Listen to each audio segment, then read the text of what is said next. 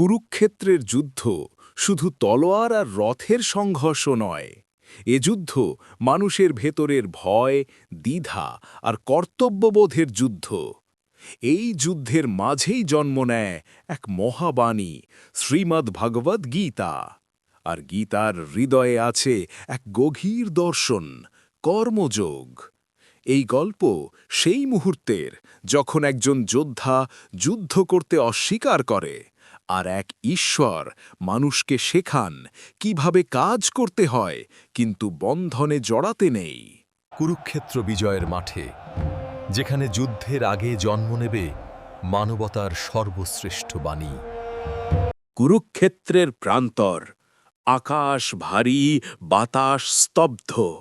দুই পক্ষের রথ, পতাকা, শঙ্খনাদ সব প্রস্তুত যুদ্ধের জন্য। রথের মাঝখানে দাঁড়িয়ে আছেন অর্জুন। অর্জুন তার রথে দাঁড়িয়ে কৃষ্ণকে বলেন, হে কেশব, আমার রথটি দুই সেনার মাঝখানে নিয়ে চলো। কৃষ্ণ রথ এগিয়ে নেন। সামনে স্পষ্ট দেখা যায় ভীষ্ম, দ্রোণ, আত্মীয়, বন্ধু। অর্জুনের চোখে বিস্ময় ও যন্ত্রণা। অর্জুনের হাত কাঁপে, গান্ডীব ধনুক মাটিতে পড়ে যায়। তিনি কাঁপা গলায় বলেন, সামনে আমার গুরু, পিতামহ, আমার নিজের আত্মীয়রা দাঁড়িয়ে আছে। কেশব, এই দৃশ্য আমার বুকের ভেতর অসহনীয় দ্বিধা জাগিয়ে তুলছে। এরা সবাই আমার আপন। এদের হত্যা করে রাজ্য পেলে সে রাজ্য আমি চাই না।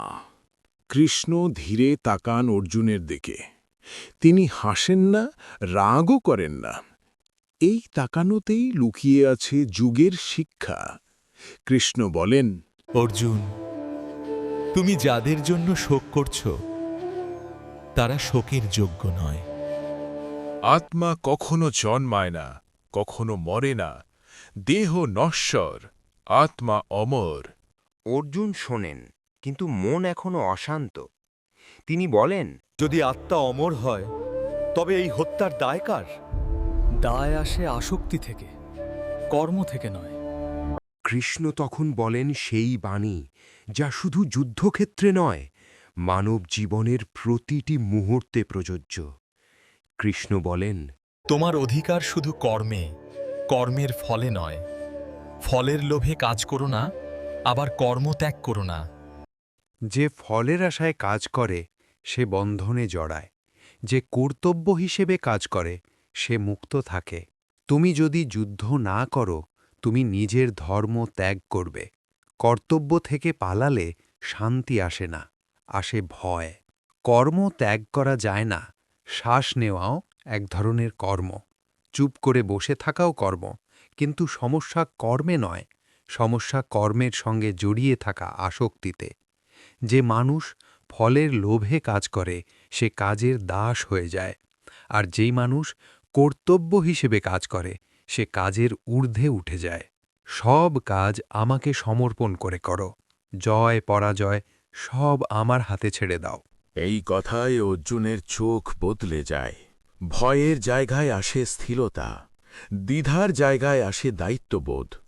তিনি বোঝেন কর্মই জীবন, আর নিষ্কাম কর্মই মুক্তির পথ। গান্ডীব আবার উঠে আসে তার হাতে। মেরুদণ্ড সোজা হয়, চোখে আর জল নয়, চোখে প্রত্যয়, বুকে বল। অর্জুন বলেন, হে কেশব, আমার মোহ দূর হয়েছে। আমি আমার কর্তব্য পালন করব। যুদ্ধ শুরু হলো, কিন্তু একজন মানুষের ভেতরের যুদ্ধ শেষ হয়ে গেল। শঙ্খনাদ আবার বেজে ওঠে, রথ এগিয়ে যায়। যুদ্ধ শুরু হলো, কিন্তু একজন মানুষের ভেতরের যুদ্ধ শেষ হয়ে গেল। কৃষ্ণের কণ্ঠ প্রতিধ্বনিত হয়, কর্মই তোমার পথ, নিষ্কাম কর্মই মুক্তি। গীতা শেখায় সৎভাবে কাজ করো, কিন্তু ফলের ভার ঈশ্বরের হাতে ছেড়ে দাও, কারণ কর্ম তোমার কর্তব্য আর ফল প্রকৃতির নিয়ম। এই হল গীতা কর্মযোগ, যুদ্ধের মাঝখানে জন্ম নেওয়া মানবতার চিরন্তন দর্শন।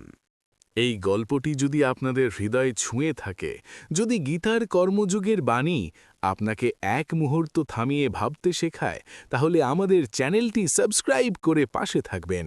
এমন আরও মহাকাব্যিক গল্প, ধর্ম, কর্তব্য আর মানবতার শিক্ষা নিয়ে আমরা আবার ফিরে আসব। ভিডিওটি দেখার জন্য আপনাদের সকলকে অসংখ্য ধন্যবাদ।